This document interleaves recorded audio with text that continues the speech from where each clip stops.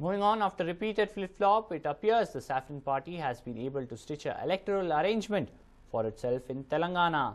As the Saffron Party and Chandrababu Naidu-led Telugu Desam have entered into a seat-sharing agreement.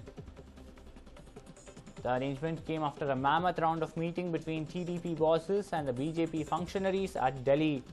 Of the 119 assembly seats, the BJP will get to contest 45 of them. The Saffron Party will also get to contest 8 of the 17 Lok Sabha seats in the Telangana region. The BJP-TDP tie-up came after the BJP's Telangana in charge Kishan Reddy threw his weight behind TRS's Chandrasekhar Rao. However, the BJP's national leadership disregarded Kishan Reddy's choice and have now thrown their weight behind the TDP, which was once part of the NDA under the leadership of Atal Bihari Vajpayee. And if sources are to be believed, then it looks like Chandrababu Naidu and TDP will once again join the NDA and get into a seat-sharing alliance before the elections.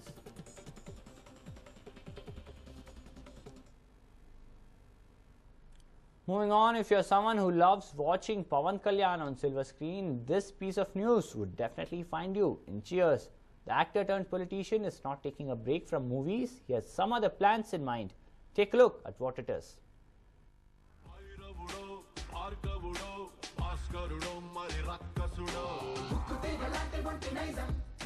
For all you people out there who wish to see power star Pawan Kalyan in the garb of a politician, you may have to sadly wait a little longer. The actor we hear has decided to stay away from the political world as of now.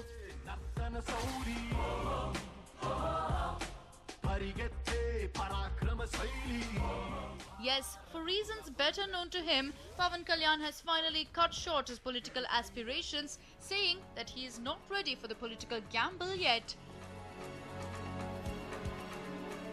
While no one knows as to why Pawan has withdrawn from participating in the forthcoming elections, we think it might be because the actor is at the peak of his filmic career at the moment. So in a way, it's an intelligent move on the actor's part.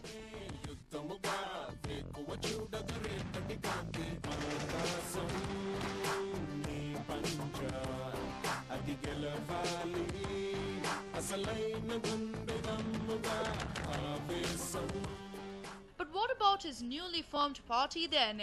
Well, his recently floated Janasena party will not be contesting elections, but will rise on occasion to question the rulers.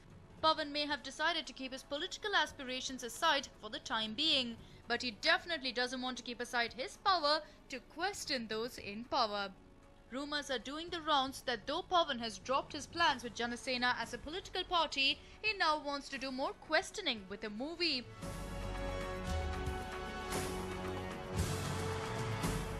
The happening hero now wants to make a political thriller titled Janasena, where he will beat the rulers black and blue with his direct questions.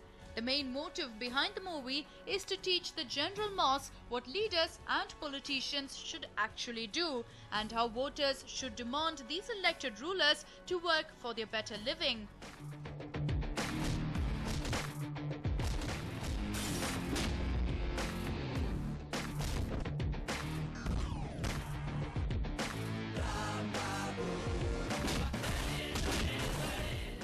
Looks like Pawan has seriously taken up the responsibility to bring about a change in the society. And if you think all this has come up due to elections ahead, you're wrong. The power star has always been interested in politics and the betterment of democracy.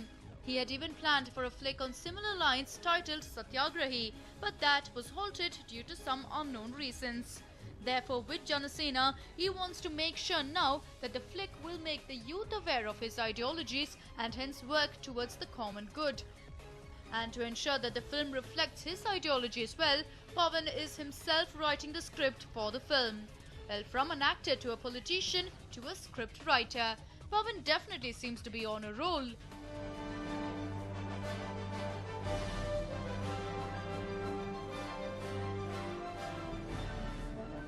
We may not be able to see him as a political leader in real life, but we surely cannot wait to watch him as the real political leader. Moving on, the Dharwad parliamentary constituency once used to be a Congress fortress but has now turned into a stronghold of the BJP. Prahlad Joshi was seen campaigning at the Nruptanga Hills in Hubli. The state BJP president and the incumbent MP Prahlad Joshi is confident of continuing the winning spree by retaining the seat for the third time in a row. He was seen going to the parks and other areas on Nruptanga Road and meeting several people, early morning joggers, and requesting them to vote for him, vote for the party, and vote for Narendra Modi to become the Prime Minister of the country. This particular constituency, the Dharwad parliamentary constituency, has been a stronghold for the Congress for a long time.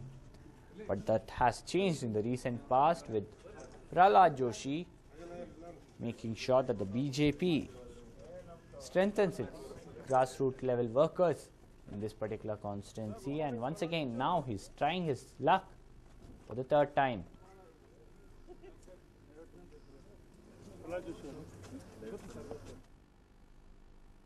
Moving on to some campaign news in Bengaluru, supporters of Congress candidate Nandan Nilekani were seen campaigning in Lal Bagh early this morning. Writer Girish Karnad and Marula Siddappa appealed to the morning joggers to vote for Nandan Nilekani. Also spotted was Mukhyamantri Chandru, who played badminton with the joggers and asked them to vote for Nandan Nilekani for the upcoming Lok Sabha election for the Bangalore South constituency.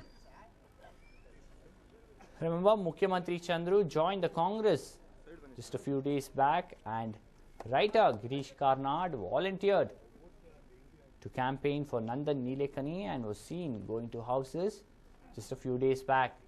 And now both of them were seen at Lal Bagh, where they met early morning joggers and walkers and requested them to vote for Nandan Nilekani.